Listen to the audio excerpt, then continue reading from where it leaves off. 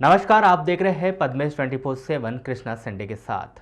चलिए आज के बुलेटिन की शुरुआत करते हैं आज के हेडलाइन से।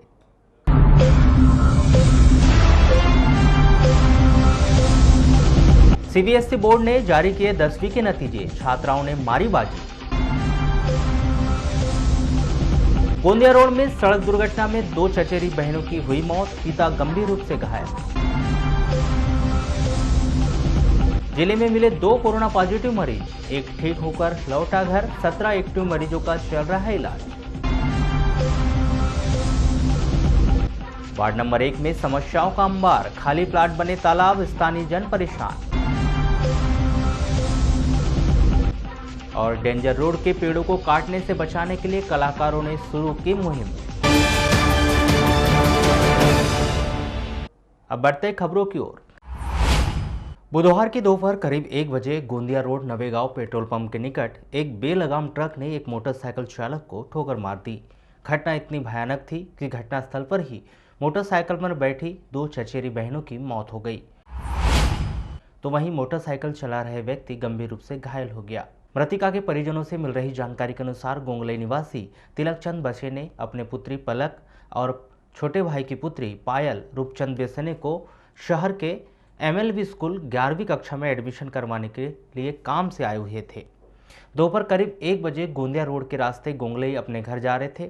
इसी दौरान बेलगाम ट्रक ने तिलकचंद बशेने की मोटरसाइकिल को ठोकर मार दी। घटना इतनी भयानक थी कि घटनास्थल पर ही पायल तिलकचंद बशेने और पलक रूपचंद बशेने दोनों की उम्र 17 वर्ष की मौत हो गई। घटना में घायल तिलकचंद बशेने को जिला अस्पताल में इलाज के लिए भर्ती कराया गया है। घटना के बाद लोगों में बहुत अधिक आक्रोश व्याप्त था। समय रहते ही पुलिस ने ट्रक को जब्त कर लिया और नवेगांव थाने में खड़ा कर दिया और आगे की कार्रवाई शुरू कर दी है। मामला ऐसा भी है, ये नवेगांव पेट्रोल पंप के सामने से इन लोग बालाहाट से घर की ओर जा रहे थे। पिताजी चला रहे थे, बेटी पीछे बैठी हुई थी और एक चाचा के लड़के की बेटी थी। शायद मुझे ऐसा लग रहा है कि बालाहाट काम से आए थे, एडमिशन वगैरह करवाने के काम से। मतलब 16-18 साल के आसपास की लड़कियाँ हैं दोनों। तो हम लोग चौक में खड़े थे, जैसे ही पता चला तो वापस आके देखे तो डेथ हो गई थी। फिर उठा के पुलिस गाड़ी में लेके आए नवेगांव थाने। अभी तो डेथ कंफर्म हो गया। ट्रक से नवेगांव थाने में खड़े करें। नवेगांव थाने में भी ट्रक खड़ा है। तो स्टेट बैंक जा रहे थे, यहाँ सामने नवेगांव वाली बैंक बच्चों को खाता खुला मिली। तो पायल कौन सी में गई थी? 11वीं में हम फार्म लेके आ रहा था जी। पायल और पलक दोनों 11वीं में गई थी। दोनों का फार्म लेके आ रहा था, भर एक का भर के हुआ था, दोनों का बोले साइन करके लाना मीटर का।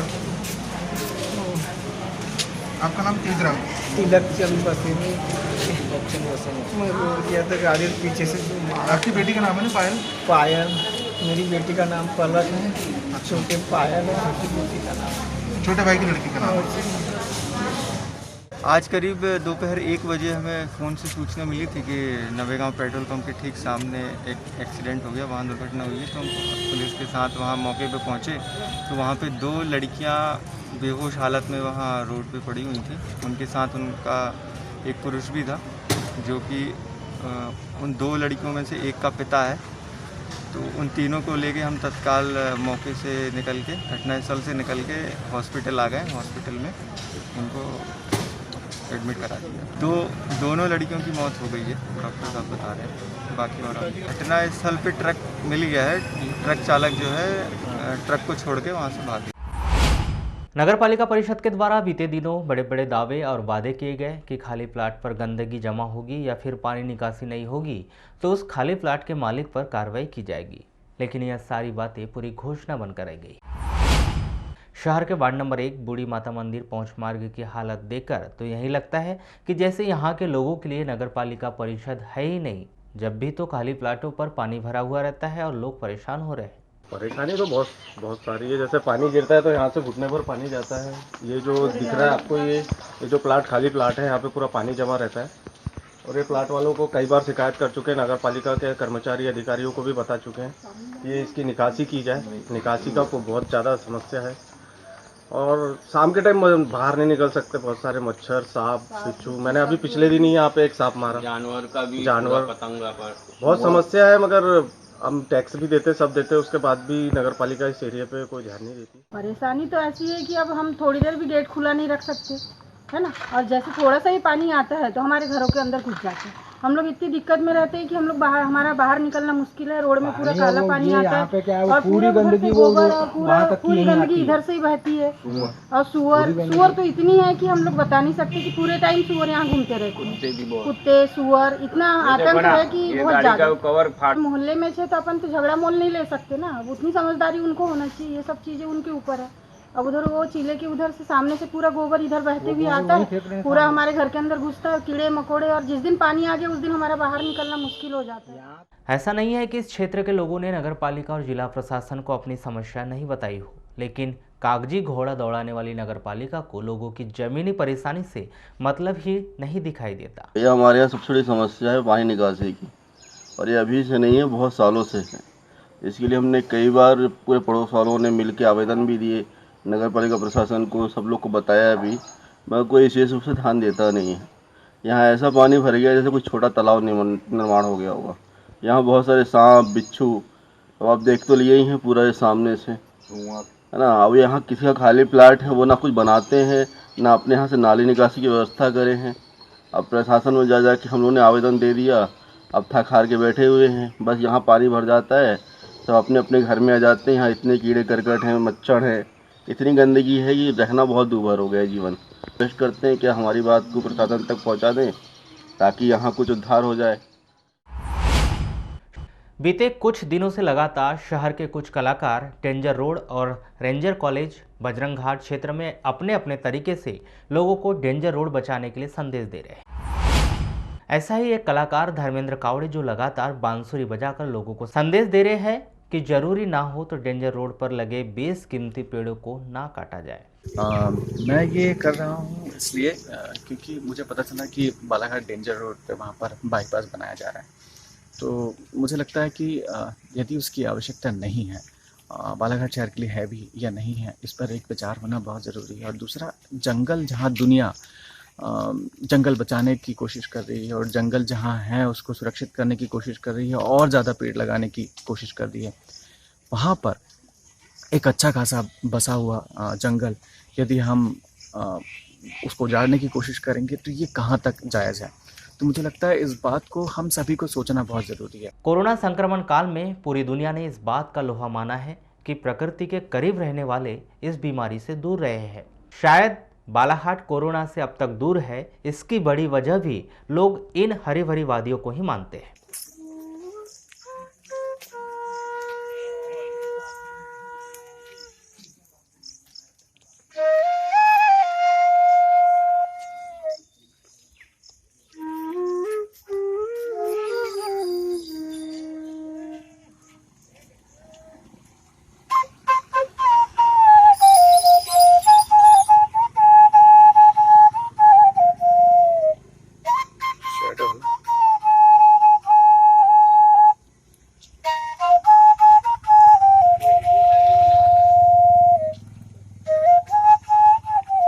इस दौर में जब कोरोना का समय आया है, पूरी दुनिया ने, मतलब विकासशील या विकसित जितने भी देश रहे हैं, विकसित शहर जितने बड़े बड़े रहे हैं, उन सब ने ये बात महसूस की है कि उनके लिए जो बहुत मूलभूत चीज़ें ज़रूरी है। लॉकडाउन के टाइम पे भी यही कहा गया कि जो ज़रूरी है वही, और ज़रूरी में सिर्फ हमारा जल, जंगल और ज़मीन, ये 3 चीज़ें बहुत ज़्यादा इंपॉर्टेंट है। तो मुझे लगता है इस दिशा में अगर सब लोग मिलकर के प्रयास करेंगे तो संभवतः हम इसको बचाएंगे।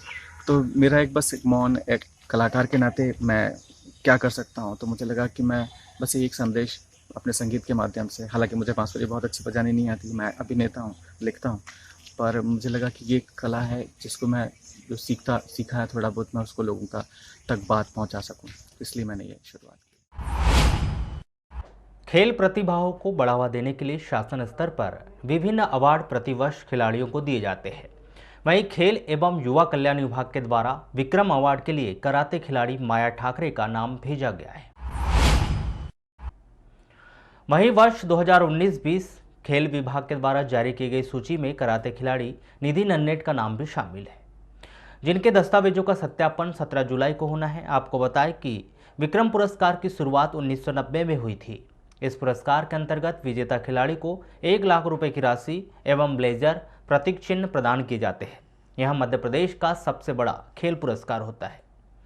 इस संदर्भ में दूरभाष पर चर्चा के दौरान कराते खिलाड़ी माया ठाकरे ने बताया कि खेल विभाग के द्वारा विक्रम अवार्ड के लिए उनका नाम भोपाल स्थित भेजा गया है, जो काफ़ी गर्व की बात है। यदि उन्हें यह अवार्ड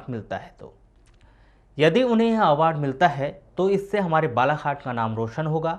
वहीं इस संदर्भ में दूरभाष पर चर्चा के दौरान जिला खेल अधिकारी रविंद्र ठाकुर ने कहा कि हमारे जिले में खेल प्रतिभाओं की कमी नहीं है और ऐसे अवार्ड खिलाड़ियों को प्रोत्साहित करते हैं।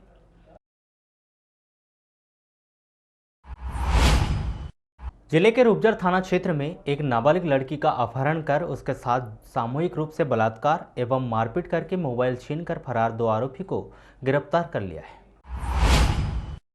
यह घटना 13 जुलाई की रात्रि 10 बजे करीब डोरा पुलिस क्षेत्र के आने वाले ग्राम खुरसोड़ के आगे नेहरा नाला रोड जंगल में हुई थी। गिरफ्तार आरोपी अजय पिता शिवलाल टेकाम 25 वर्ष और शैलेंद्र तांडे 20 वर्ष दोनों ग्राम खुड्डीपुर पुलिस चौकी डोरा निवासी है। दोनों को बालाघाट की विशेष अदालत ने न्यायिक रिमांड पर जिला जेल भिजवा दिया है। प्राप्त जानकारी के अनुसार 12 जुलाई की शाम 7 बजे यह लड़की अपने मोहल्ले में मोबाइल चार्ज करवाने गई थी और वहां से गांव में ही अपने सहेली के घर जा रही थी। तभी ग्राम खमरिया तरफ से एक मोटरसाइकिल में सवार 4 लोग आए और नाबालिग का अपहरण कर घटना को अंजाम दिया। वाराणसी कांग्रेसी नेता संजय सिंह मसानी को प्रदेश कांग्रेस कमेटी उपाध्यक्ष बनाने पर नगर में कांग्रेसियों ने आतिशबाजी व मिठाई बांटकर खुशी मनाई, जिसमें कांग्रेस जन बालाघाट रोड स्थित संजय मसानी के कांग्रेस कार्यालय में एकत्रित हुए और कार्यालय के समक्ष दीनदयाल चौक पर आतिशबाजी कर मिठाई बांटकर खुशी मनाई। देखा जाए तो वर्तमान में जो राजनीतिक परिवेश मध्य प्रदेश के अंदर में चल रहा है और जिस प्रकार लोकतांत्रिक तरीके से चुनी हुई एक सरकार को गिराने का प्रयास और अपनी सरकार बनाने का प्रयास किया गया है, वो एक प्रकार से पूरे देश के अंदर में लोकतंत्र की हत्या है और अभी बहुत ही विकट परिस्थितियां इस प्रदेश के अंदर में चल रही हैं और निश्चित रूप से आगामी जो 25 उपचुनाव होने वाले हैं इसमें मध्य प्रदेश की जनता ये फैसला करेगी कि जो भी घटना चक्र इस पूरे मध्य प्रदेश के अंदर में हुआ है और अभी फिलहाल राजस्थान में भी चल रहा है उसकी परिणति क्या होगी ये देखना है। और निश्चित रूप से हमारा ये मानना है कि ये वाराणसी के लिए भी आज जो मध्य प्रदेश कांग्रेस कमेटी के उपाध्यक्ष पद पर माननीय श्री संजय सिंह मसानी जी को जो जिम्मेदारी दी गई है, निश्चित रूप से ये वाराणसी विधानसभा क्षेत्र के लिए भी एक गौरव की बात है। और कांग्रेस की नीति और सिद्धांत जो प्रजातंत्र के लिए है उसको मानते हुए जो मसानी जी को जवाबदारी दी गई है और ऐसे समय में दी गई है जो निष्ठा की परख होती है और उन्होंने अगर कांग्रेस में पूर्व में ही अगर आए हैं और आज कांग्रेस की स्थिति में कमजोरी दिख रही है उस समय में जो उन्हें जवाबदारी दी गई है और वो निभाएंगे उनके साथ और कांग्रेस के निर्णय के साथ मैं और मेरा परिवार एवं कांग्रेस में जो मेरे पद पे मैं हूँ उसके हिसाब से मैं कांग्रेस के निर्णय के साथ हूँ और ये अपनी एक दलगत राजनीति को कायम रखते हुए और देश के मुख्यमंत्री कमलनाथ जी का जो दामन थमा उसके बाद उन्होंने लगातार कांग्रेस की सेवा किया है।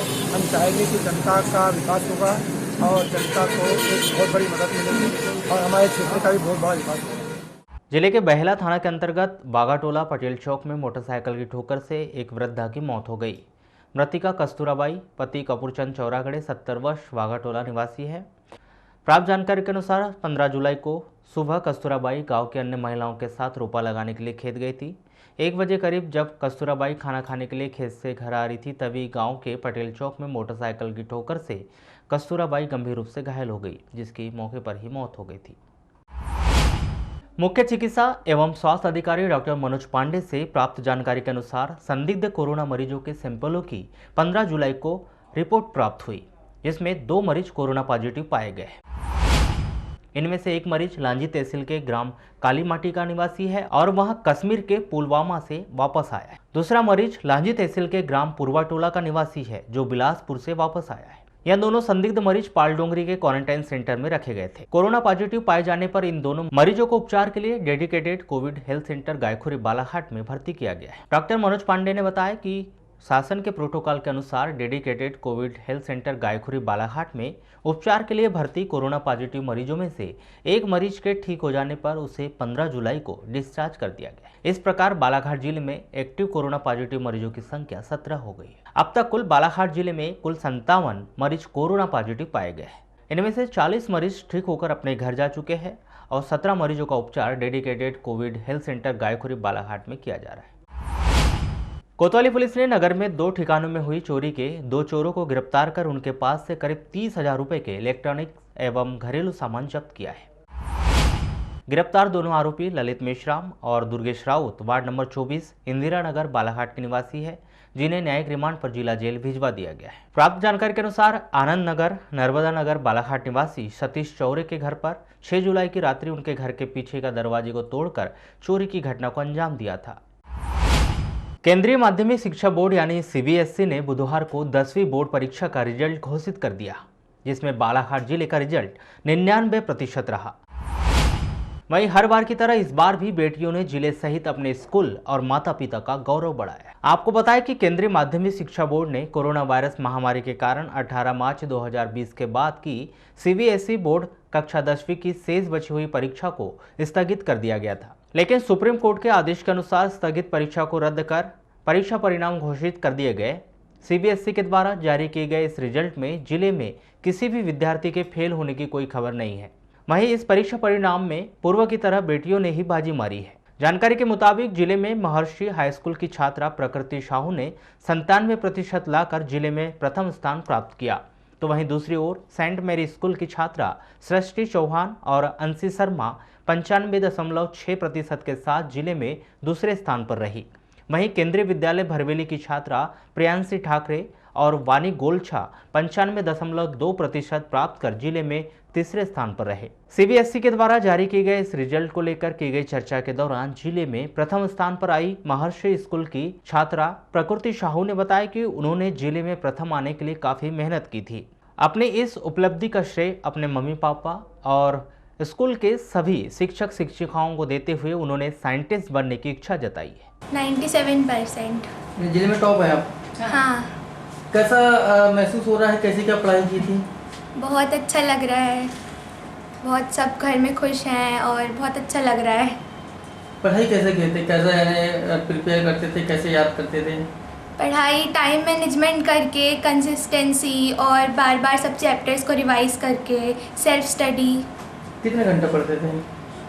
एग्ज़ाम टाइम पे तो 7-8 आवर्स पढ़ती थी। अच्छा, ये बताइए कि किसे सफलता का श्रेय किसे देते हैं? अपने मम्मी पापा को, टीचर्स को और फैमिली मेम्बर्स को, भाई बहन को, सबने बहुत सपोर्ट किया। हाँ, सबने बहुत सपोर्ट किया। वहीं प्रकृति साहू के पिता लकेश साहू ने अपनी खुशी का इजहार करते हुए बताया कि उनकी बेटी ने उम्मीद से बढ़कर इस परीक्षा में अंक हासिल किए हैं और वे बेटी की इच्छा के अनुसार आगे की पढ़ाई करवाएंगे। बहुत ही गौरवान्वित महसूस कर रहा हूँ क्योंकि आज मेरी बेटी ने मेरा सपना पूर्ण किया है। मैं चाहता ही था कि मेरी बेटी जिस प्रकार वो पढ़ाई कर रही थी उसको उसका पूरा फल मिले, क्योंकि उसने इतना ज़्यादा डिटेल में पढ़ाई करी थी जिसको मैं घर में देख रहा था।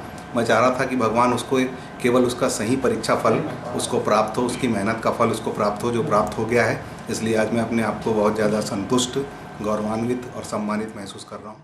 जिले में द्वितीय स्थान पर रही सेंट मेरी की छात्रा सृष्टि चौहान और अंशी शर्मा ने अपनी इस सफलता का श्रेय स्कूल के शिक्षक शिक्षिका माता पिता को देते हुए लक्ष्य बनाकर पढ़ाई करने की बात कही। डिस्ट्रिक्ट में सेकंड लगा। अच्छा, आपने इस एग्ज़ाम के लिए कैसे तैयारी की थी? बिना स्ट्रेस के, और मतलब हमारे टीचर से हम लोग को इंस्पायर किया था कि बिना स्ट्रेस के और बहुत लीनियंटली। मैंने तो ट्यूशन भी नहीं ली थी, हमारे टीचर्स ने ऐसा पढ़ाया था कि मुझे लगा ही नहीं that I have any need to go to any tuition and all, and I think I should give the credit to my parents and my friends. They really supported me to do this. अब अपनी सफलता का श्रेय किसे देना चाहेंगे? Teachers, first of all teachers and then parents. बिना stress के, और मैंने अपने हिसाब से पढ़ाई की थी, मतलब कब कौन से सब्जेक्ट के लिए पढ़ने का मन कर रहा है।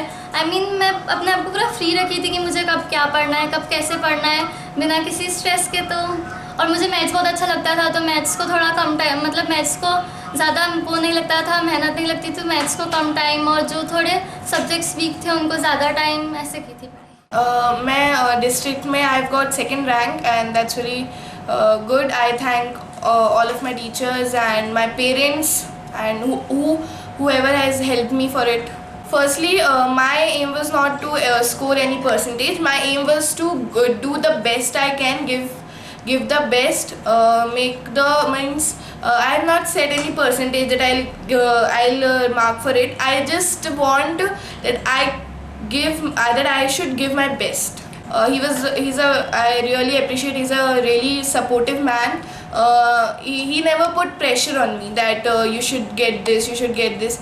He always said that do whatever you want to do, and he always say मेहनत करो बस, result is not the matter. वहीं जिले में तीसरे स्थान पर रहे केंद्रीय विद्यालय भरवेली की छात्रा प्रियांशी ठाकरे ने चर्चा के दौरान यूपीएससी की तैयारी करने की बात कही। 95.2। कैसे मानते, कैसे क्या तैयारी की थी? मैंने मतलब रोज़ मैं 4 से 5 घंटे पढ़ती थी, और सुबह 4 बजे उठकर पढ़ती थी मैं, और रात को सो जाती थी 10 बजे। अच्छा, इसका श्रेय किसको देंगे? मैं अपने पेरेंट्स को दूंगी और टीचर। मुझे यूपीएससी के लिए तैयारी करना है अभी, और मैथ्स लूँगी मैं। वहीं उनकी माता डीलेश्वरी ठाकरे ने अपनी खुशी का इजहार कुछ इस तरह से किया। बहुत ही अच्छा फील हो रहा है, मुझे अपनी बेटी की बहुत गर्व है। क्या सोचे थे आपने कि इतना बना पाएगी लड़की? हाँ, वो पहले से ही बोलती थी मम्मा मैं 95 के ऊपर ही परसेंटेज बनाऊंगी, और उसने ऐसा किया, बना के दिखाया। मुझे इसलिए बहुत ही मतलब अच्छा फील हो रहा है। बारासिनी के वार्ड नंबर 1 निवासी नितिन गोलछा की पुत्री वानी गोलछा ने सीबीएसई कक्षा 10वीं की कक्षा में जिले में तृतीय स्थान 95.3% के साथ प्राप्त किया, जिस पर छात्रा वानी गोलछा ने अपनी सफलता का श्रेय अपने माता पिता एवं गुरुजनों और दोस्तों को दिया है। मैं बहुत ज़्यादा ही हैप्पी फील कर रही हूँ, और इवन बहुत एक्साइटेड भी हूँ अपने रिज़ल्ट को लेके। और स्टार्टिंग में तो बहुत डर लग रहा था कि कैसा होगा रिज़ल्ट, बिकॉज मेरा भी करेंटली मीन्स एग्जाम के 7 डेज़ पहले मेरा अपेंडिक्स का ऑपरेशन हुआ था, तो कि मेरा एग्जाम्स अच्छे जाएंगे। इवन मुझे मैथ्स पेपर में चक्कर आ गए थे, बट वहाँ केवी में भी सब टीचर्स ने मुझे इतना कोऑपरेट किया, सबने बहुत मेरा ध्यान रखा, सो था कि ठीक है अच्छा रिज़ल्ट आएगा। एंड देन फाइनली जब रिज़ल्ट आया तो बहुत हैप्पी हूँ मैं। मुझे कोई प्रेशराइजेशन नहीं था फैमिली से भी, डॉक्टर से भी, कि आप पेपर दे सकते हैं या देना ही कंपल्सरी। इवन मेरे पापा ने तो ये भी बोले थे कि तेरी लाइफ ज़्यादा ज़रूरी है हमारे लिए, एग्ज़ाम्स नहीं है, लाइफ है, बाद में भी अगले साल भी एग्ज़ाम्स हो सकते हैं। तो मीन्स फैमिली का बहुत सपोर्ट रहा मुझे मेरी। इवन मेरे फ्रेंड्स भी सब लोग मुझे मिलने आते थे, मेरे जो समाज वाले सब लोग पूरे, यानी सब लोग ने बहुत सपोर्ट किया। घर वालों ने भी टाइम टाइम पे मेरा खाना देखना, तब मुझे इतनी कॉन्फिडेंस मिला कि नहीं मैं कर सकती हूँ, मैं ऑपरेशन भी करवाऊंगी और मैं अपना एग्जाम भी दूँगी। वहीं केंद्रीय विद्यालय भरवेली की छात्रा गौरी विशेन ने 95% बनाकर विद्यालय सहित अपने परिवार का नाम रोशन किया है, जिन्होंने आगे सिविल सर्विसेज की तैयारी करने की इच्छा जताई। मेरे लिए बहुत स्पेशल उपलब्धि रही है कि एक 95% बनाया मेरा, लाइक बहुत बड़ा अचीवमेंट है मेरे लिए। क्या एम सोचा था आपने? एम तो मेरा सिविल सर्विसेज में जाने का फ्यूचर में। लक्ष्य तो यही था कि कुछ भी छोड़ना नहीं है और पूरा सिलेबस पढ़ना था, और जैसे स्टार्ट हुआ था सेशन पिछला शुरू से ही पढ़ना शुरू कर दिया था। तो इसमें जो है आपके परिजनों का और आपके टीचर्स का क्या योगदान रहा है? सबसे ज़्यादा योगदान मेरी सफलता में तो मेरे परिजन और मेरे स्कूल शिक्षक का ही रहा है। वहीं उनके परिजनों ने गौरी की इस उपलब्धि पर अपनी खुशी का इजहार कुछ इस तरह से किया। सर मैं तो बिल्कुल हार्डली प्रसन्नता महसूस कर रहा हूँ, क्योंकि मेरे जितने संज्ञान में है न मैंने न मेरे फैमिली में अभी तक इतना परसेंटेज किसी ने अचीव किया था, वो भी सीबीएसई में। तो मेरे लिए तो बहुत बड़ी उपलब्धि है, और मैं चाहूँगा कि ईश्वर की कृपा बनी रहे और बच्ची ऐसी ही मेहनत करती रहे, और वो जैसा चाहती है वैसा उसको लक्ष्य प्राप्त हो। अच्छा, जैसे आप शिक्षक हैं, क्या मानते हैं आज शिक्षा का स्तर किस प्रकार का है? शिक्षा का स्तर बहुत अच्छा है, और आज जो आधुनिक टेक्नोलॉजी आई है, क्योंकि हम लोग भी बहुत लेबोरियस थे, खुद भी पढ़ाई में हमने भी हायर सेकेंडरी में कटंगी में टॉप किया था, लेकिन उस समय इतने संसाधन उपलब्ध नहीं थे, जिसके कारण हम लोग इतना अचीव नहीं कर पाए। लेकिन आज बच्चे के पास में सभी संसाधन उपलब्ध है, वो उसका भरपूर प्रयोग कर रहा है और इतनी सफलता को प्राप्त कर रहा है। बहुत खुशी महसूस कर रही हूँ और इतनी खुशी है कि शब्दों से बयां करना भी मेरे लिए अभी मुश्किल है। तो मुझे क्या बहुत एक्टिविटीज़ रहती थी बच्चे की? बच्चे की एक्टिविटीज़ वही सुबह उठना, थोड़ा जल्दी उठती थी और थोड़ा उठाना भी पड़ता था, तो पढ़ाई करती थी लेकिन बिल्कुल टेंशन फ्री होकर। इतना मतलब अच्छे से स्कूल वगैरह, डेली स्कूल जाना, पढ़ाई के लिए कभी उसने कोई चीज़ मना नहीं किया और हमको भी इतना परेशान नहीं हुई बच्चों के लिए। अच्छा, पढ़ाई के अलावा और कोई गतिविधि जैसे खेल गतिविधि? बिल्कुल बिल्कुल, खेल में तो ये हॉकी की नेशनल प्लेयर है, 4 बार नेशनल होके आ गई है हॉकी। मैं गौरवान्वित अपने आप को महसूस कर रहा हूँ। मेरे परिवार के लिए, रिश्तेदारों के लिए, दोस्तों भाइयों के लिए सबको बहुत बहुत मेरी शुभकामना है कि मेरी पुत्री ने इतना बनाया और उनकी जो इच्छा है उसमें मेरा ऐसा है कि मैं भी अपने रिटायर के जो रुपये है, मेरे पास पूंजी है, दौलत है, ज़मीन जायदाद है, जो भी मेरे इन बच्चों को लगेगा पढ़ाई लिखाई में, उसके लिए मैं अपने तरफ से कोई कसर बाकी नहीं छोड़ूंगा। इसके अलावा सतपुड़ा वैली पब्लिक स्कूल की छात्रा साक्षी सिंह गहरवार 94% के साथ स्कूल सहित अपने परिवार का नाम उन्होंने रोशन किया है, जिन्होंने डॉक्टर बनने की इच्छा जाहिर की है। मैंने एक तो स्कूल की पढ़ाई मतलब जितना पढ़ाते थे उतना कवर करती थी, जिस दिन जो पढ़ाते थे उतना कवर किया। फिर उसके बाद ट्यूशन भी मैंने मतलब ज्वाइन की थी, बरेडिया कोचिंग क्लासेस, तो वहाँ पर भी मैंने मतलब जितना टीचर्स का योगदान भी बहुत ज़्यादा रहा है। फिर उसके बाद कोचिंग के बाद 3 से 4 घंटे अपनी सेल्फ स्टडी करती थी। बड़े होकर क्या बनना चाहते हैं आप? I want to become a doctor. वहीं सतपुड़ा वैली पब्लिक स्कूल की छात्रा आकांक्षा गौतम ने 93.5% बनाकर JEE से इंजीनियर बनने की इच्छा जाहिर की। मैं लगभग दिन में 2 घंटा पढ़ती थी और मेरे स्कूल का वर्क और ट्यूशन का वर्क करती थी, तो उससे। अच्छा, इसका श्रेय किसको देंगे आप? मेरे पेरेंट्स, स्कूल टीचर्स और ट्यूशन टीचर। अच्छा, और बड़े होकर क्या बनना चाहते हैं आप? मैं इंजीनियर बनना चाहती हूँ, जेई का पेपर क्रैक करना चाहती हूँ। अच्छा, ऐसे बहुत से छात्र छात्रा होंगे, आपके फ्रेंड भी होंगे जिनका इतना परसेंट नहीं बन पाता, ऐसे लोगों को क्या कहेंगे, किस प्रकार की उनको मेहनत करना चाहिए? परसेंट मैटर नहीं करते, बाद में भी आप अपने आगे पे ज़्यादा मेहनत करके अच्छे से फ्यूचर प्लान कर सकते हैं। सतपुड़ा वैली पब्लिक स्कूल की छात्रा गर्रा निवासी विधि त्रिवेदी बताती है कि उनकी सफलता के पीछे उनकी एकाग्रता और वर्तमान समय में सोशल मीडिया से दूरी बड़ी वजह रही। इन सभी बातों को ध्यान में रखने के कारण ही 10वीं बोर्ड में उन्हें 88% अंक मिले हैं। 88.8। अच्छा, किस प्रकार की तैयारी किए थे आपने इसके लिए? इसके लिए शुरू से थोड़ी थोड़ी ऐसे कंटिन्यूटी बनाई रखी थी, बिल्कुल हर दिन थोड़ा थोड़ा आके रिवाइज करना जो स्कूल में हुआ था और जो कोचिंग में पढ़ाते थे। इसका श्रेय किसको देंगे आप? अपने माता पिता और गुरुजनों को। क्या आपको उम्मीद थी इतना बनेगा या इससे ज़्यादा बनेगा? इससे थोड़ी ज़्यादा की उम्मीद रखी थी, पर बना इतना है अभी। अच्छा, बड़े होकर क्या बनना चाहेंगे? बड़े होकर अपने देश के प्रति अपनी शिक्षा का योगदान देना चाहूँगी। इस पूरे मामले के संदर्भ में की गई चर्चा के दौरान केंद्रीय विद्यालय भरवेली के प्राचार्य पंकज जैन ने जिले में प्रथम, द्वितीय और तृतीय स्थान पर आए बच्चों की जानकारी साझा करते हुए इस परीक्षा में पास हुए सभी बच्चों को बधाई प्रेषित की। बालाघाट जिले का परिणाम बहुत ही उत्कृष्ट रहा।